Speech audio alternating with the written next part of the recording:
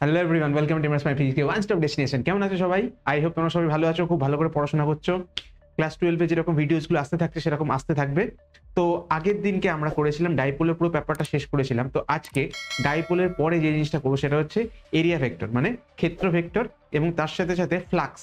এই পার্টটাকে পুরো কমপ্লিট করবো। তাহলে চলো দেখে নিই আজকের ভিডিওটা। তো আজকে আমরা প্রথমে এই জিনিসটাকে টপিকটা শুরু করার আগে প্রথমে একটুখানি ইলেকট্রিক ফিল্ড লাইন্স মানে তড়িৎ ক্ষেত্ররেখা সম্বন্ধে একটুখানি জেনে নেবো। তারপরে ধীরে ধীরে বুঝতে থাকবো যে ফ্লাক্স হয় জিনিসটা হয় কি। তখন ফ্লাক্স বোঝার জন্য তোমাদের তার আগে দরকার ইলেকট্রিক ফিল্ড লাইন সম্বন্ধে একটা ধারণা তৈরি করা। ঠিক আছে, তাহলে চলো স্টার্ট করি। তো ইলেকট্রিক ফিল্ড লাইন্স বা তড়িৎ ক্ষেত্র রেখা, এই জিনিসটার মানে কি দেখো, এখানে বলি দিচ্ছি যে তড়িৎ ক্ষেত্র রেখা হলো এমন একটি সরল রেখা বা বক্ররেখা যেখানে যদি একটি ধনাত্মক আধানকে রাখা হয় তাহলে সেই পথে ধাবিত হয়। মানে কি, মানে হয়তো তোমরা অনেকেই বুঝতে পারলে না, চলো ধীরে ধীরে এক্সপ্লেন করি। দেখো, আমরা একটা পজিটিভ চার্জ রাখলাম, ঠিক আছে। এই পজিটিভ চার্জটা তার আশেপাশে একটা জায়গাতে একটা তড়িৎ ক্ষেত্র তৈরি করবে, রাইট। এবারে এই তড়িৎ ক্ষেত্রের মধ্যে যদি আমরা একটা ছোট টেস্ট চার্জ যদি রাখি, ঠিক আছে, তাহলে এ কে কি করবে, এ ওকে বিকর্ষণ করবে, রিপেল করবে। এবার এ কে রিপেল করতে করতে করতে করতে তারপরে আমি কি করব, আমি তো কিছু দেখতে পাচ্ছি না, আমি এই চার্জটাকে এখানে রাখলাম, দেখলাম এই চার্জটা বিকর্ষিত হতে হতে হতে হতে এইভাবে বেরিয়ে গেল। তারপরে এই চার্জটাকে যখন আমি এইখানে রাখলাম তখন দেখলাম এই চার্জটা বিকর্ষিত হতে হতে বেরিয়ে যাচ্ছে। তারপরে এখানে রাখতে দেখলাম এটা বিকর্ষিত হতে হতে এইদিকে বেরিয়ে যাচ্ছে, এইখানে রাখলাম বিকর্ষিত হতে গিয়ে এইদিকে বেরিয়ে যাচ্ছে। তো তাহলে যখনই একটা আমি ছোট্ট একটা চার্জ রাখবো যেটা কিনা মুভ করতে পারে, যেটা কিনা এক জায়গা থেকে অন্য জায়গায় বেরিয়ে যেতে পারে, ছোটাছুটি করতে পারে ফ্রিলি, তো সেইটাকে যদি আমি কোথাও প্লেস করি তাহলে তার প্লেসমেন্ট অনুযায়ী জিনিসটা কোন দিকে যায় সেটা দেখার চেষ্টা করছি। তাহলে এইভাবে যদি আমরা ড্র করতে থাকি তাহলে কি দেখতে পাবো, এখান থেকে এই দিকে অনেকগুলো আমরা অ্যারো আঁকতে পারবো,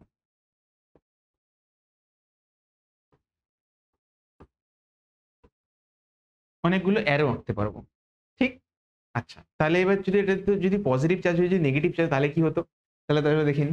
যদি একটা নেগেটিভ চার্জ হতো, মানে ধরো একটা নেগেটিভ চার্জ রাখলাম, সেখানে একটা ছোট্ট পজিটিভ চার্জ রাখলাম, সে কি হয়ে যাবে দেখো, ও এই রেখা বরাবর আকর্ষিত হবে। আমি যদি এখানে একটা চার্জ রাখতাম, ওই রেখা বরাবর আকর্ষিত হচ্ছে, এইখানে চার্জ রাখলে ও এই রেখা বরাবর আকর্ষিত হবে।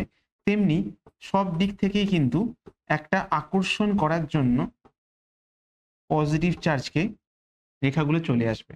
তাহলে বুঝতে পারছো যে এই যে রেখাগুলো আমি এঁকেছি এগুলোকে তড়িৎ ক্ষেত্র রেখা বলে। এইগুলো কিন্তু খালি চোখে দেখতে পাওয়া যায় না, এইগুলো কি করে দেখতে হয়, এগুলো অবজার্ভ করতে। একটা চার্জ রাখলাম, সেটা কোন দিকে যাচ্ছে, কোন পাথ ধরে, কোন রাস্তা ধরে চলে যাচ্ছে সেইটা দেখতে হয়, ঠিক আছে। তো সেই রকম ভাবে যে পুরো জিনিসটা আমরা পাচ্ছি সেই জিনিসটাকে বলছি তড়িৎ ক্ষেত্র রেখা। ফাইন। আচ্ছা, তো এখানে একটা জিনিস বুঝতে পারছো যে পজিটিভ চার্জ থেকে তড়িৎ ক্ষেত্র রেখাগুলো চারদিকে বাইরের দিকে বেরোচ্ছে, কোন দিকে বেরোচ্ছে, সব দিকে, ঠিক আছে, সব দিকে এরকম করে বেরোচ্ছে। আর তেমনি নেগেটিভ চার্জ যদি থাকে, নেগেটিভ চার্জটা কিরকম হয়, নেগেটিভ চার্জটা হয় চারিদিক থেকে তড়িৎ ক্ষেত্রগুলো ভিতরের দিকে ঢুকছে, ঠিক। আচ্ছা, এরপরে দেখো, যদি ধনাত্মক আধানের গতি, মানে আমি যদি এখানে একটা পজিটিভ চার্জ রাখতাম তাহলে দেখো সে এই দিকে বাইরের দিকে বেরিয়ে যাচ্ছে, কিন্তু যদি একটা নেগেটিভ চার্জ হয়ে যেত এটা, তাহলে ওই পথেই ভিতরে ঢুকে আসতো, ঠিক। তেমনি এখানে একটা পজিটিভ চার্জ রেখেছি, ও যেই পথে ভিতরের দিকে চলে আসছে, যদি একটা নেগেটিভ চার্জ রাখতাম তাহলে ও বিকর্ষিত হতো, বিকর্ষিত সেই পথে বাইরের দিকে বেরিয়ে যেত। তাহলে ধনাত্মক আধানের গতিটা হচ্ছে ঋণাত্মক আধানের গতির কমপ্লিটলি উল্টো, ঠিক। তাহলে এইটা নিয়ে আর কোনো ডাউট রইল না। তাহলে তড়িৎ ক্ষেত্র রেখা কি, তড়িৎ ক্ষেত্র রেখা হচ্ছে একটা অদৃশ্য, যেটা চোখে দেখতে পাই না, সেই রকম একটা রেখা। যে কি হয়, যে ওখানে যদি একটা কোনো একটা ফ্রি আধান যদি রাখি আমি, যে চলাফেরা করতে পারে, সেখানে বসিয়ে দিলে ও কোন পথে ঘুরে আসবে, সেই যে গতিপথটা, সেই গতিপথটা কি বলা হচ্ছে তড়িৎ ক্ষেত্র রেখা, ঠিক। আর তড়িৎ ক্ষেত্র রেখা কিন্তু বক্ররেখা হতে পারে বা সরলরেখা হতে পারে, দুটোই, বাট মোস্টলি আমরা কি দেখবো, বক্ররেখাই দেখবো। সরলরেখা কোথায় হয় সেটা যখন আসে তখন দেখবো, ঠিক আছে। চলো এরপরে এই তড়িৎ ক্ষেত্র রেখার ধর্ম, এখান থেকে কয়েকটা পার্ট পড়ে নেবো। দেখো, এই প্রপার্টি গুলো, এক একটা প্রপার্টি এত ইম্পর্টেন্ট যে তোমাদের যখন এমসিকিউ কোয়েশ্চেন্স গুলো আসবে সেখান থেকে ডিরেক্টলি এইগুলো লাইন বাই লাইন তুলে দেবে, বলবে সত্য মিথ্যা বলো, বা তুমি এখান থেকে কোনটা সত্যি সেটা বলো, বা মাল্টিপল অপশনস দিয়ে দিল, বললো যে এইটার মধ্যে কোনটা ঠিক অপশন। তো এইরকম প্রচুর কোয়েশ্চেন আসবে, তাই এই প্রপার্টিগুলো কিন্তু খুব ইম্পর্টেন্ট প্রপার্টি। তাহলে চলো দেখে নিই। দেখো, তড়িৎ ক্ষেত্র রেখা ধনাত্মক আধান থেকে শুরু হয় আর ঋণাত্মক আধানে শেষ হয়। মানে মানে মানে এ তো প্রথমেই মানেটা গুলিয়ে গেল। দেখো, যদি একটা পজিটিভ চার্জ রেখে একটা নেগেটিভ চার্জ রাখি, আমরা কি জানি পজিটিভ চার্জ থেকে ক্ষেত্র রেখাগুলো এরকম করে বেরোবে, আর নেগেটিভ চার্জে কি হবে, গিয়ে মিশবে। তাহলে বেসিক্যালি কি হচ্ছে, পজিটিভ থেকে বেরিয়ে নেগেটিভে গিয়ে মিশছে।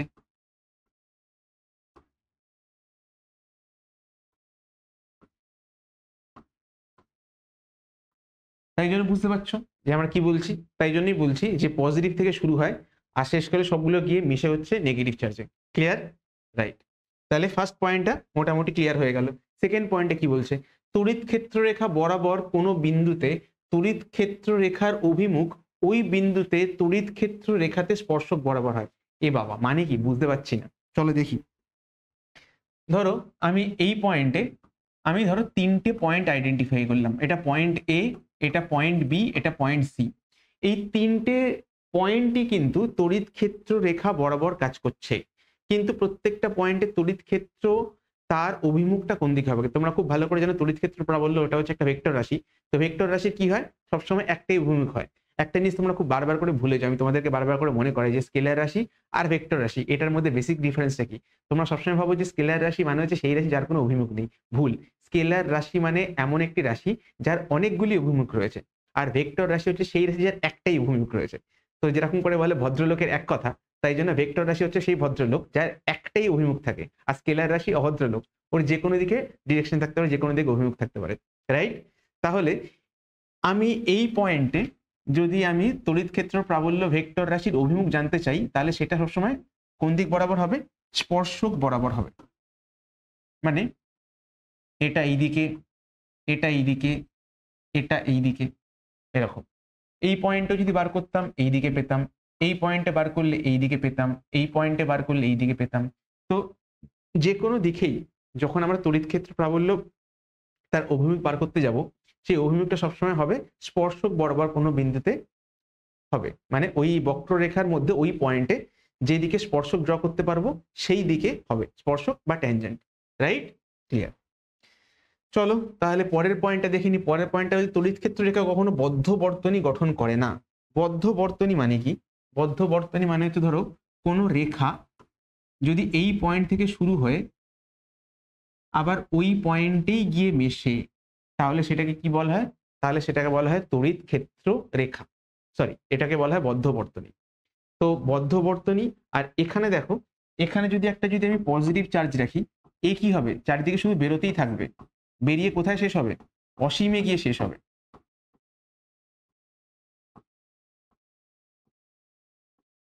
অসীমে গিয়ে শেষ হবে। ঠিক আছে? তাহলে এ কিন্তু আবার ফিরে এসে ওই পয়েন্টেই ফিরে আসছে না, তাই জন্য এটাকে সবসময় বলা হবে যে এটা হচ্ছে মুক্ত বর্তনী। ঠিক আছে? এটা কখনো বদ্ধ বর্তনী তৈরি করবে না।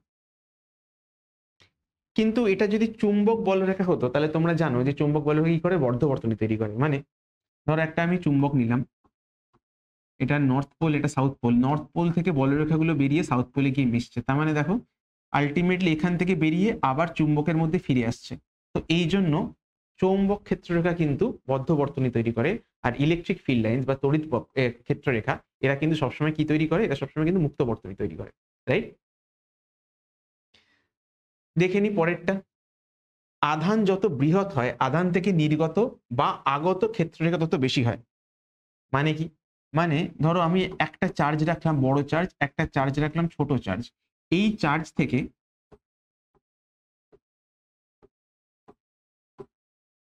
আমি একসাথে অনেকগুলো বলরেখা আঁকতে পারবো। সবসময় মনে রাখবে বলরেখাতে সবসময় একটা অ্যারো দিতে হয়।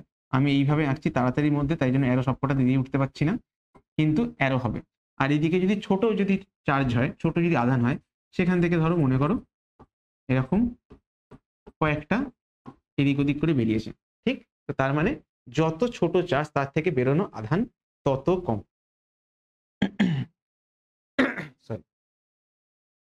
দুই আধান থেকে আগত বা নির্গত ক্ষেত্ররেখার অনুপাত আধান দুটির অনুপাতের সমান। এই কথাটার মানে কি, ধরো মনে করো এইটা চার্জ হচ্ছে 9 কুলম আর এটা চার্জ হচ্ছে মনে করো 1 কুলম, ঠিক আছে? তাহলে এখান থেকে টোটাল যতগুলো ক্ষেত্ররেখা বেরিয়েছে সেটাকে যদি আমি n1 বলি, আর এখান থেকে যতগুলো ক্ষেত্ররেখা বেরিয়েছে সেটাকে যদি n2 বলি, তাহলে n1 by n2 equal to q1 by q2 হবে। মানে এখানে ধরো 9 coulomb by 1 coulomb equal to 9 coulomb হয়ে গেল। তাহলে মানে এখান থেকে যেহেতু এই চার্জটা, বড়টার চার্জটা ছোটটার চার্জের 9 গুণ, তাই এখান থেকে যতগুলো ক্ষেত্ররেখা বেরোবে সেটাও এটার 9 গুণ হবে। ঠিক তেমনি যদি 5 গুণ হতো তাহলে 5 গুণ, এরকম করে। তো যত গুণ হবে তত গুণ হরণ করে হতে থাকবে। পরের পয়েন্টটা দেখি। পরের পয়েন্টটা হচ্ছে দুটি ক্ষেত্ররেখা কখনোই একে অপরকে ছেদ করতে পারে না। এটা খুব ইম্পর্টেন্ট একটা কথা।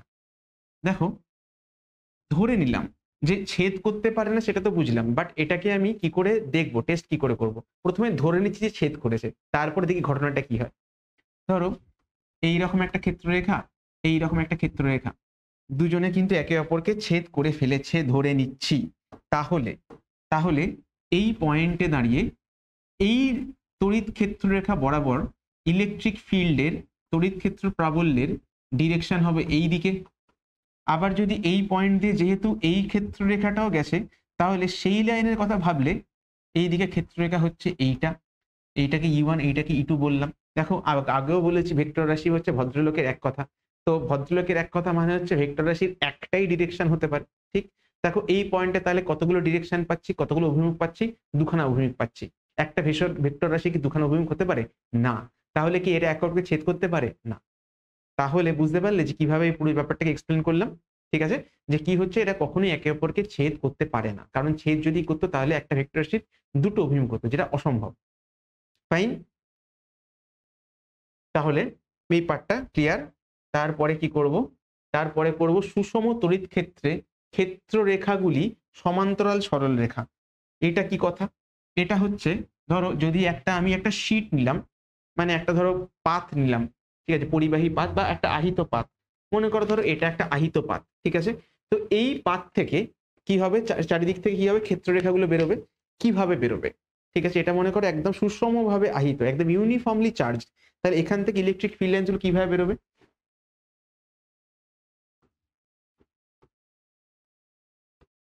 এখান থেকে ফিল্ড লাইন্স গুলো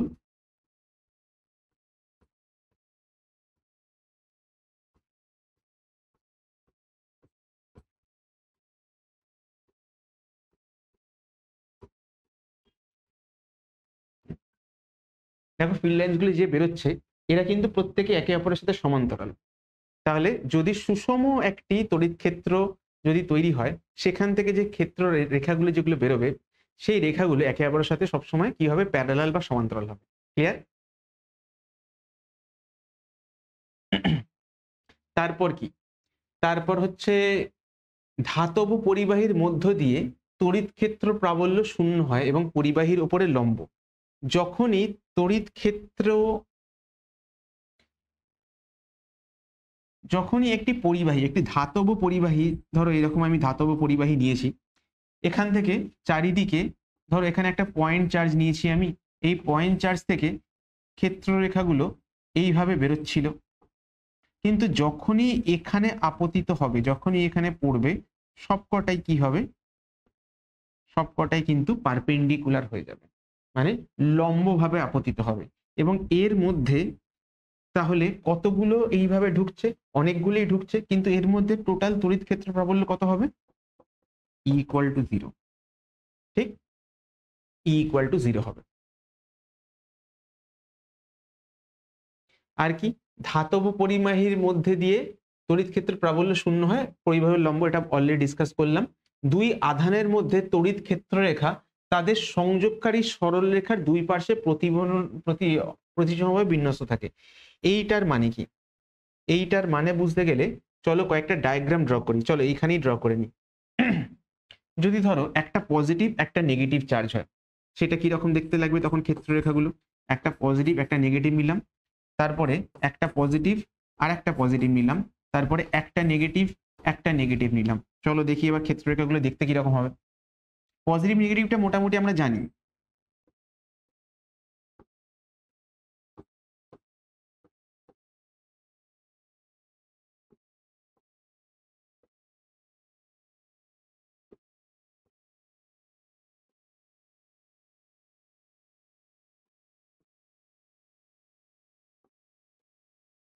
এরকম করে বাইরের দিকে অ্যারো দিচ্ছি পজিটিভের জন্য, আর এটা ভিতর দিকে অ্যারো দিচ্ছি নেগেটিভের জন্য।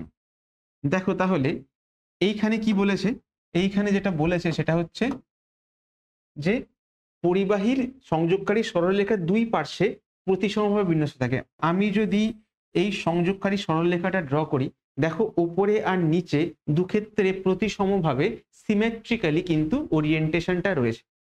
এবারে পজিটিভ নেগেটিভটা যদি দেখি, দেখো পজিটিভ নেগেটিভটা কি হবে, পজিটিভ থেকেও প্রচুর বলরেখা বা ক্ষেত্ররেখা এগুলো বেরোচ্ছে।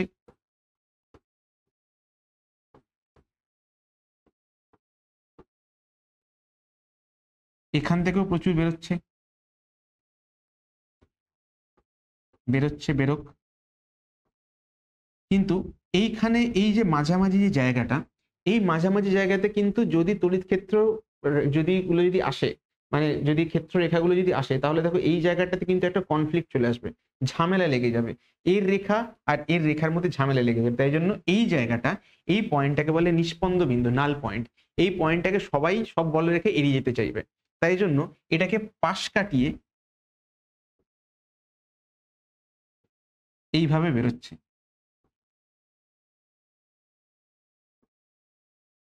বুঝতে পারছো?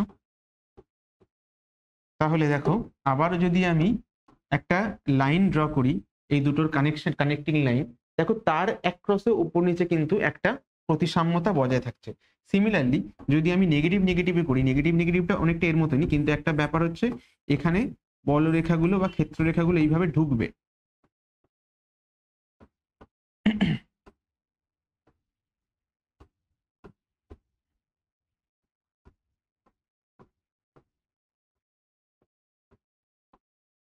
আর যেহেতু নেগেটিভ নেগেটিভের মধ্যে বিকর্ষণ কাজ করে, রিপালশন কাজ করে, তাহলে কি হবে, তাহলে এখানেও একটা এরকম নাল পয়েন্ট বা নিষ্পন্দ বিন্দু থাকবে।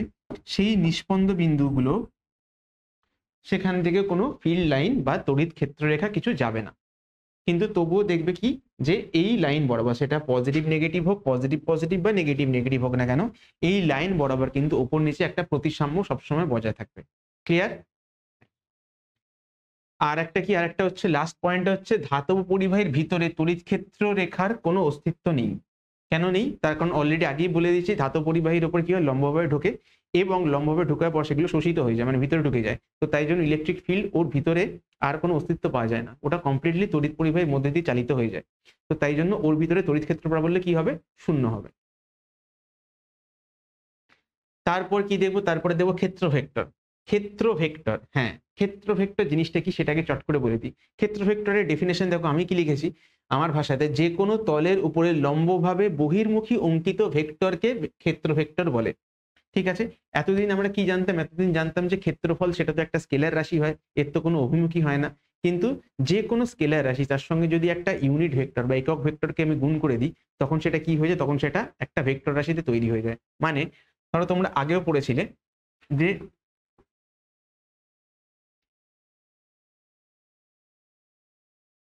যে r vector, r cap, r cap মানে হচ্ছে আর অভিমুখে ইউনিট ভেক্টর বা একক vector. R cap equal to লিখতে পারি r vector divide by r ভেক্টরের ভ্যালু। তাহলে আর ভেক্টর ইকুয়াল টু কি লিখতে পাচ্ছি, আর ভেক্টরের ভ্যালু ইনটু ওর অভিমুখ বা ওর ডিরেকশন। ঠিক আছে? তাহলে দেখো যে কোনো ভ্যালুর সাথে যদি আমি ইউনিট ভেক্টর মাল্টিপ্লাই করি, তাহলে ওটা কি হয়ে যায়, ওটা ভেক্টর হয়ে যায়। মানে মানে যে কোনো ভ্যালু, সেই ভ্যালুর সাথে যদি অভিমুখটাকে আমি মাল্টিপ্লাই করি, সঙ্গে সঙ্গে ওটা হয়ে যায় ভেক্টর রাশি। তাহলে আমাকে কি করতে হবে, যে কোনো স্কেলার ভ্যালু তার সঙ্গে সঙ্গে আমাকে ওর একটা ডিরেকশন মাল্টিপ্লাই করে দাও, শেষ কাজ হয়ে যাবে। রাইট? তাহলে আমি কি করব, আমি জাস্ট এই যে ক্ষেত্র, এই যে ধরো একটা বর্গক্ষেত্র নিয়েছি আমি, এটার ধরো সাইড গুলো হচ্ছে এ এ করে, তাহলে এর ক্ষেত্রফল কত, এর এরিয়া কত, এর এরিয়া হচ্ছে এ স্কোয়ার। এবার এই এ স্কোয়ারটা হচ্ছে এর ভ্যালু, এর সঙ্গে যদি ওর সঙ্গে লম্বভাবে বহির্মুখী, মানে এটা যদি এই তলটা হয়, এই সারফেসটা হয়, এই সারফেস থেকে পারপেন্ডিকুলারলি বেরোনো যদি একখানা ডিরেকশন এর সাথে আমি যোগ করে দিতে পারি, তাহলে কি হয়ে যাবে, তাহলে এটা একটা ভেক্টর রাশি হয়ে যাবে। আর সবসময় ইউনিট ভেক্টরটার ডিরেকশন, একক ভেক্টরটার অভিমুখ সবসময় কি হবে, এই তলের সাথে সবসময় লম্বভাবে হবে। তাহলে তাহলে তাহলে তাহলে কি করব, তাহলে এখানে এইটার এই যে এরিয়া, এই এরিয়াটার ভ্যালু কত, এই এরিয়াটা ভ্যালু হচ্ছে a স্কোয়ার, ঠিক আছে। কিন্তু এর সঙ্গে কি করব, এর সঙ্গে আমি একটা এন ক্যাপ মাল্টিপ্লাই করে দিলাম। এন ক্যাপটা কি, এন ক্যাপ মানে এন ফর নর্মাল, নর্মাল মানে লম্ব। তো এন ক্যাপটা তাহলে কি, এন ক্যাপটা হলো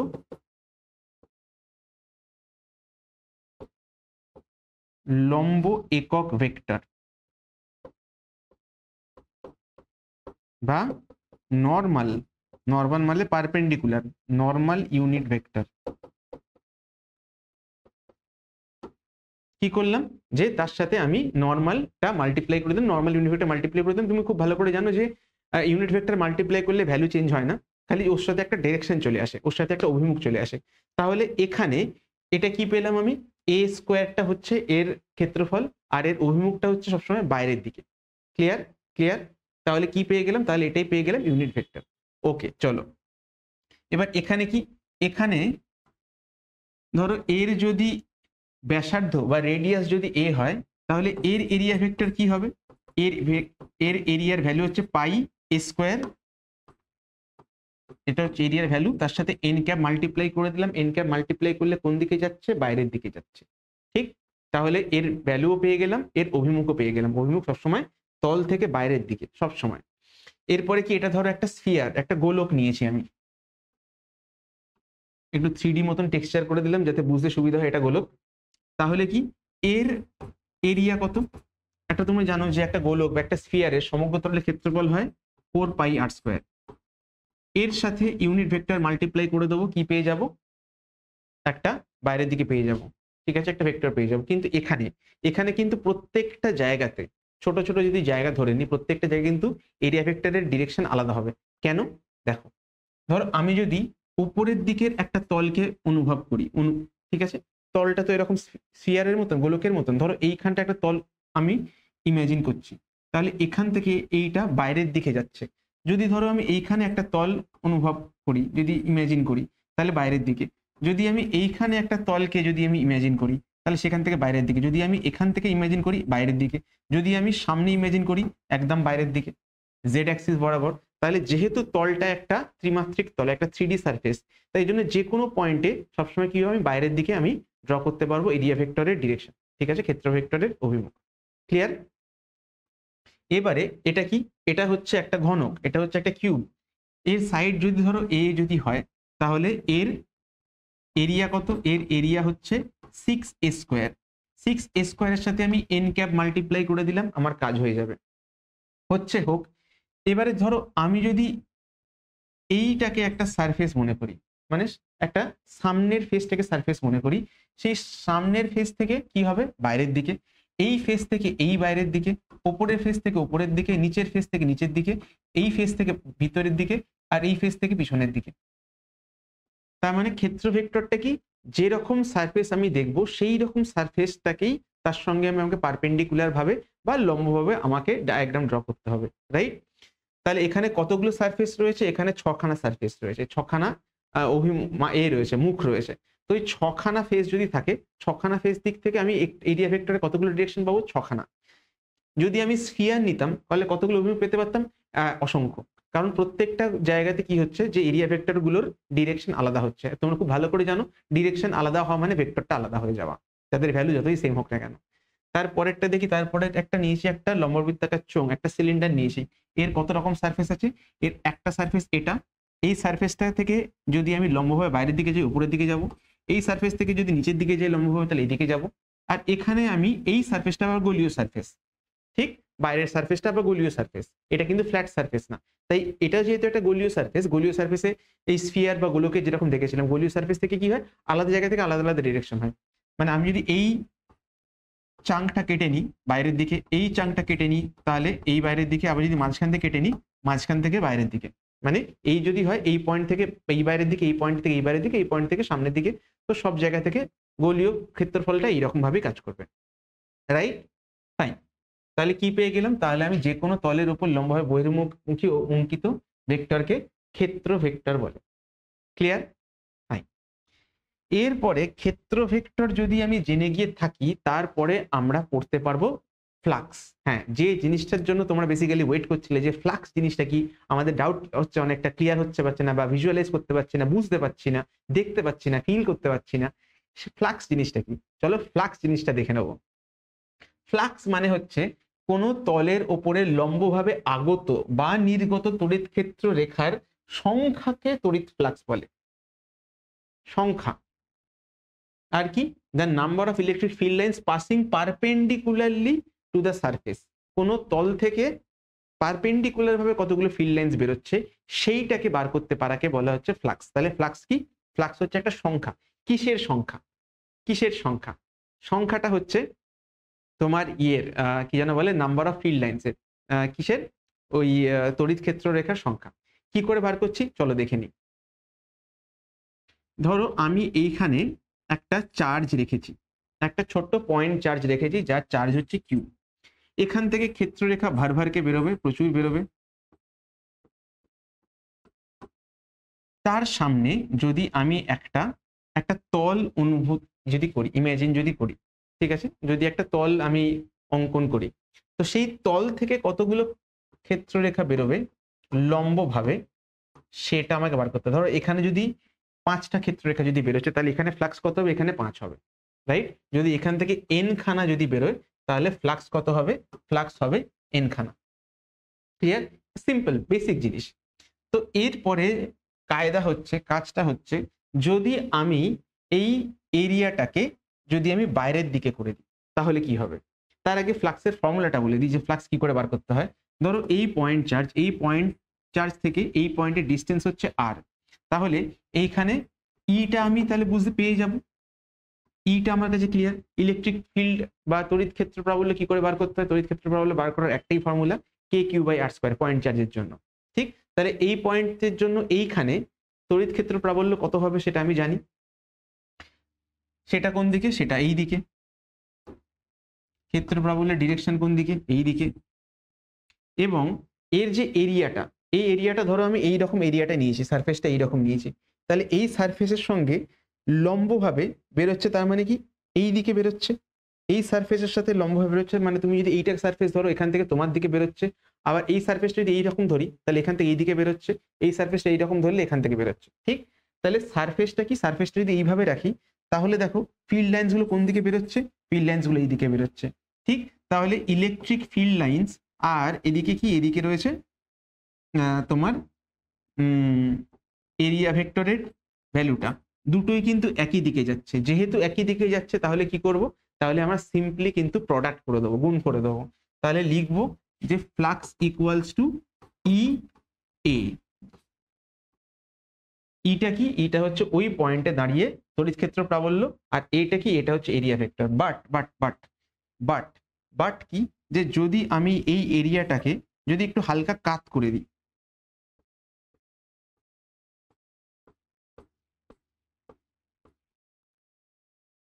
এই পয়েন্টে দাঁড়িয়ে যদি আমি এই শীটটাকে একটু হালকা নিচের দিকে নামিয়ে দিই, শীটটা আগে এইরকম ছিল, এখন এই রকম হয়ে গেছে, তাহলে দেখো এইখান থেকে যে ইলেকট্রিক ফিল্ড লাইন্স গুলো যাচ্ছে, তাদের কিন্তু ডিরেকশন বা অভিমুখ কোনটা? এইটা।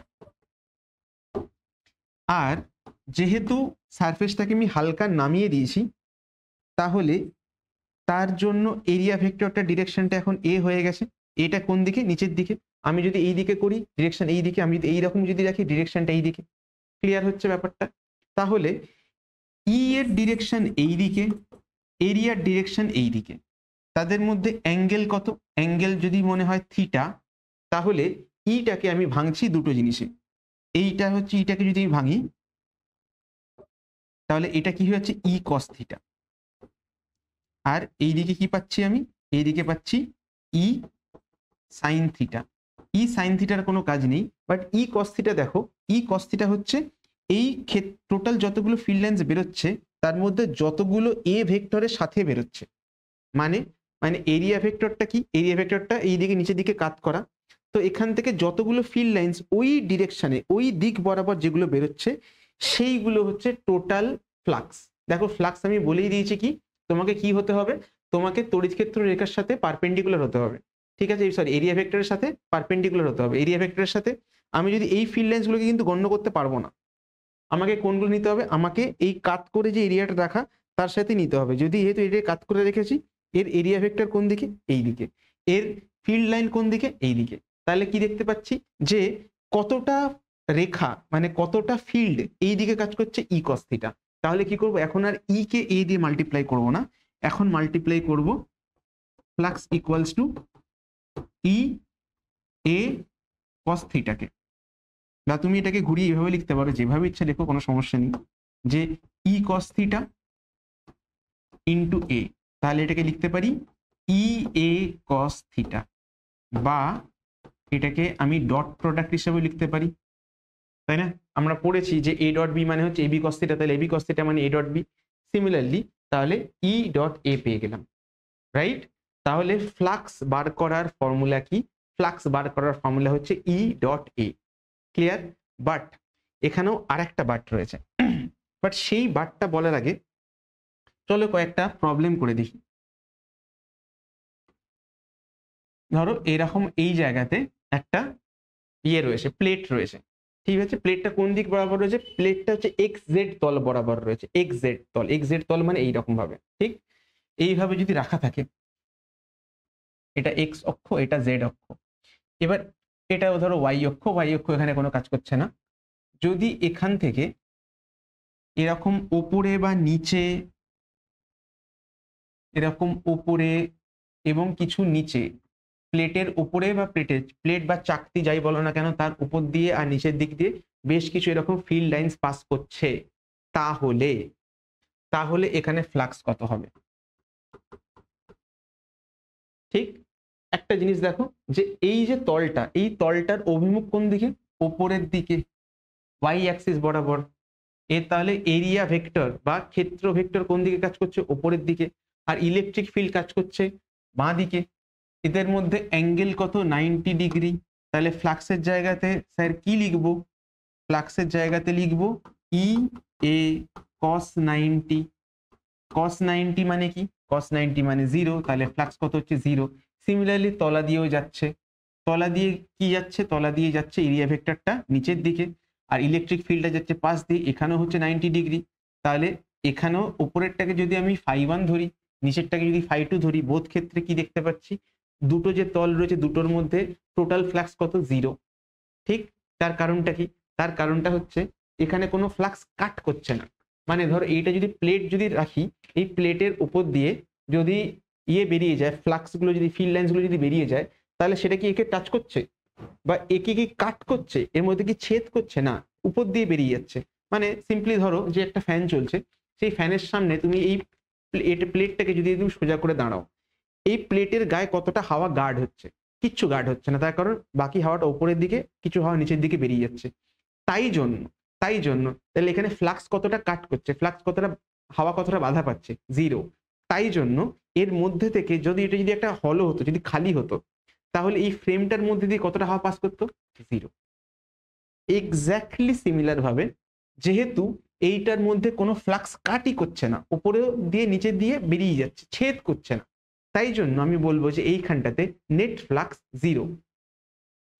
আরেকটু দেখি, ধরো এইবারে একটা আমি আর একটা চাকতি নিয়েছি, এই চাকতি থেকে ইলেকট্রিক ফিল্ড লাইন্স বেরোচ্ছে কত ডিগ্রি অ্যাঙ্গেলে? মনে করো 60 ডিগ্রি অ্যাঙ্গেলে বেরোচ্ছে। তাহলে বলতে হবে ফ্লাক্স কত। মনে করো এরিয়া হচ্ছে 5 মিটার স্কোয়ার, আর ইলেকট্রিক ফিল্ড হচ্ছে মনে করো 2 নিউটন পার কুলম। তাহলে দুজনের মধ্যে অ্যাঙ্গেল কত? Theta equal to 60 degree. তাহলে তুমি কি করবে? ই এ কস থিটা, অঙ্ক শেষ? না, ভুল হয়ে গেল। কেন ভুল হয়ে গেল? তোমাকে তলের সাথে ডিরেকশনটা নিতে হবে না, তোমাকে এরিয়া ভেক্টরের সাথে ডিরেকশন নিতে হবে। এই যে তলটা কিভাবে রয়েছে? এইভাবে। তাহলে এর ফেসটা কোন দিকে? উপরের দিকে। তাহলে এরিয়া ভেক্টর কোন দিকে? উপরের দিকে। ই কোন দিকে কাজ করছে? এই দিকে। দুজনের মধ্যে অ্যাঙ্গেল, এইটা যদি 60, এটা 30 হবে। তাহলে তাহলে তাহলে ফ্লাক্স কি লিখবো আমি? ই এ কস 60 না, কস 30। ই এর ভ্যালু কত? ই এর ভ্যালু হচ্ছে 2 এর ভ্যালু কত, এর ভ্যালু হচ্ছে 5, cos 30 ভ্যালু কত √3/2, তাহলে 5√3 বেরিয়ে গেল। ক্লিয়ার? বুঝতে পারছো? আই হোপ বুঝতে পারছো যে কি করে ফ্লাক্সটা ক্যালকুলেট করতে হয়। তো এই রকম ছোটখাটো প্রবলেম তোমাদের দিয়ে দিতে পারে, সেখান থেকে তোমাকে বুঝতে হবে যে কি করে ফ্লাক্স বার করতে হয়। আপাতত ফ্লাক্সের ফর্মুলা কি, ইএ cos থিটা। কিন্তু কিন্তু কিন্তু এইবারে যে পয়েন্টটা, যে কিন্তুটা তোমাদের এক্সপ্লেন করতে যাচ্ছিলাম সেইখানে চলে আসবো, যে এইগুলো সব তো একটাই তল, কিন্তু যদি অনেকগুলো তল থাকে তাহলে কি করব। ধরো একটা এরকম, ধরো এরকম প্লাস্টিকের একটা মোড়ক রয়েছে, এইভাবে সাজানো, সাজানো তো না, এইভাবে ধরো রাখা আছে, এর মধ্যে কিউ পরিমাণ চার্জ রয়েছে। এবারে প্লাস্টিকের চারিদিকে তো অনেক রকম ফেস, প্রত্যেকটা দিকে ডিরেকশন কি আলাদা। ধরো আমাকে যদি আমি এই একটা সারফেস নিচ্ছি, এই একটা সারফেস নিচ্ছি, এই একটা সারফেস নিচ্ছি, এই একটা সারফেস নিচ্ছি, এই পয়েন্ট থেকে এইখানে ইলেকট্রিক ফিল্ডের ভ্যালু মনে করো E1, মনে করো E1, এইখান থেকে এরিয়া ভেক্টরের ডিরেকশন মনে করো এই দিকে, সেটা হচ্ছে A1, দুজনের মধ্যে অ্যাঙ্গেল মনে করো θ1। সিমিলারলি এইখানে কত, এইখানে এরিয়া ভেক্টর E2, এই দিকে হচ্ছে A2, এরিয়া ভেক্টর ডিরেকশন এই দিকে, আর এটা হচ্ছে ধরো θ2। সিমিলারলি এই দিকেও এটা হচ্ছে E3, এই দিকে A3, অ্যাঙ্গেল θ3। তো তাহলে বেসিক্যালি তুমি কি করবে, কোন দিকে বার করবে তুমি, ইএ cos থিটা তুমি না একটা তলের জন্য বার করলে খুব ভালো কথা, কিন্তু এইরকম তল কতগুলো রয়েছে, এইরকম তল তো অগন্তি রয়েছে, হাজার রয়েছে। আমাকে তাহলে কি প্রত্যেকটা পয়েন্টে, ধরো এইখানে একটা পয়েন্ট পাবো, এইখানে পাবো, এইখানে পাবো, এটা তো আবার 3D সারফেস, তার মানে টোটাল কতগুলো ফেস পাচ্ছি, টোটাল আমি হাজার হাজার ফেস পাচ্ছি। আর প্রত্যেকটা পয়েন্টে কিন্তু ই এর ভ্যালু আলাদা, প্রত্যেকটা পয়েন্টে কিন্তু এর ভ্যালু আলাদা, আবার প্রত্যেকটা পয়েন্টে থিটার ভ্যালু আলাদা। তাহলে আমি ক্যালকুলেট করব কি করে, এটা হচ্ছে প্রবলেম। তো আমাকে কি করতে হবে, আমাকে এই বড় বড় এরিয়া না নিয়ে ছোট ছোট এরিয়া নিতে হবে, ছোট ছোট এরিয়া নিতে হবে। যেমন DA1, DA2, DA3 এইরকম করে এরিয়া ভেক্টরগুলোকে নিতে হবে। আর সেই এরিয়া ভেক্টরগুলোর সঙ্গে যেটা করতে হবে সেটা হচ্ছে ওই জায়গাতে ফ্লাক্সটা বার করতে হবে। ধরো মনে করো এখান থেকে টোটাল ফ্লাক্স বেরোচ্ছে φ1, তাহলে φ1টা কত হবে, φ1টা হবে E DA cos θ1, বা সহজে লিখতে গেলে E dot DA1, E1 dot DA1। তাহলে ফ্লাক্স টু কত আসছে, ফ্লাক্স টু মানে হচ্ছে সেই যে সারফেসটা নিয়েছি সেখান থেকে কত পাবো, সেখান থেকে পাবো হচ্ছে E2, ওইভাবে লিখতে পারি DA2 ডট DA2। ফ্লাক্স 3 কত পাবো, E3 ডট প্রোডাক্ট DA3। তাহলে এই রকম, তাহলে আমাকে তাহলে কি করতে, প্রত্যেকটা সারফেস থেকে ছোট ছোট ছোট ছোট করে ফ্লাক্স বার করতে হবে। তাহলে টোটাল ফ্লাক্স আমি কি পাবো, টোটাল ফ্লাক্স হচ্ছে φ1 প্লাস φ2 প্লাস φ3, এইরকম করে আমাকে পেতে হবে। পেলে কি হবে, প্রত্যেকটা ফ্লাক্সকে আমাকে অ্যাড করে করে করে করে যেতে হবে, ঠিক? তাহলে সেই অ্যাড করাটা একটা অসম্ভব একটা কাজ, তার কারণ কতগুলো সারফেস, 1 কোটি সারফেস, 1 কোটি সারফেসের জন্য কি করব, 1 কোটি সারফেসের জন্য করাটা খুব মুশকিল হয়ে যাবে। তো তাহলে কি করতে, আমাকে ধরে ধরে করতে হবে। কিন্তু এই পুরো প্রবলেমটা খুব সলভেবল হয়ে যায়, খুব ইজি হয়ে যায়, যদি যদি এই পুরো জিনিসটা যদি সিমেট্রিক্যাল হয়। মানে ধরো যদি আমি একটা গোল সারফেস পেয়ে গেলাম, একটা এই গোল সারফেসটাকে, এটা একটা সিমেট্রিক, এটা প্রতিসম একটা তল। তো এইখানে কি করব, প্রত্যেকটা জায়গাতে ই এর ভ্যালু কিন্তু সেম হবে। প্রত্যেক জায়গাতে যদি আমি ছোট ছোট একই টাইপের এরিয়া নিই তাহলে কি হবে, ডিএ গুলো সেম হবে। তখন কি করব, তখন আমি করব, তখন এই জিনিসগুলোকে একটা একটা করে E dot DA one, E1 dot DA1 plus E2 dot DA2 plus E3 dot DA3, এগুলোকে আমাকে অ্যাড করে করে করে করে যেতে হবে। কিন্তু যদি আমি সিমেট্রিক অবজেক্ট পাই, আমি কি করব, সিমেট্রিক অবজেক্টের জন্য সিম্পলি ইন্টিগ্রেশন করে দেবো, করে দিয়ে লিখব যে E ডট DA3 বা E dot DA, sorry DA3 না, তার মানে প্রত্যেকটা পয়েন্টে ইলেকট্রিক ফিল্ড আর প্রত্যেকটা পয়েন্টে এরিয়া ভেক্টরকে নিয়ে আমি ডট প্রোডাক্ট করব। আর ওই ডট প্রোডাক্টটা ওইখানে যা হবে পুরো তলে, পুরো সারফেসটার মধ্যে একই আসবে। তাই জন্য বারবার একই জিনিস যোগ করবো না, ডিরেক্টলি ইন্টিগ্রেশন করে দেবো, কাজ শেষ হয়ে যাবে। ঠিক, তাহলে এই যে প্রসেসটা, যে টোটাল ফ্লাক্স কি করে বার করতে হয়, এই প্রসেসটা কিন্তু তখনই আমরা করতে পারবো যদি অবজেক্টটা সিমেট্রিক হয়, বস্তুটা প্রতিসম হয়। কিন্তু যদি অপ্রতিসম বস্তু করতে পারবো না। প্রতিসম বস্তু হলে কি হবে, প্রত্যেকটা জায়গাতে ইলেকট্রিক ফিল্ডের ভ্যালু সেম, তাই না? ধরো এই পয়েন্ট থেকে এইখানের যার দূরত্ব, ধরো এটা যদি এটা যদি গোল হয়, তাহলে দূরত্বটা কত হবে, রেডিয়াস আর। এই যদি চাংটা যদি নিই, তাহলে এদিকেও আর, এইটা নিলে এদিকেও আর। সব জায়গাতে দেখো যে টোটাল চার্জটা যেহেতু সেম থাকছে, আর সেটার জন্য ডিস্টেন্সও সেম থাকে, তাহলে দেখো প্রত্যেকটা ক্ষেত্রে ইলেকট্রিক ফিল্ড বা তড়িৎ ক্ষেত্রের প্রাবল্য সেম থাকছে। তাহলে কি হয়ে গেল, তাহলে পুরো ব্যাপারটা ইজি হয়ে গেল। সেই সময় আমি ইন্টিগ্রেশন দিয়ে প্রবলেমটা করে ফেলতে পারবো। তো তাহলে ফ্লাক্স ক্যালকুলেট করার উপায় কি, ফ্লাক্স ক্যালকুলেট উপায় হচ্ছে ইন্টিগ্রেশন ই ডট ডিএ।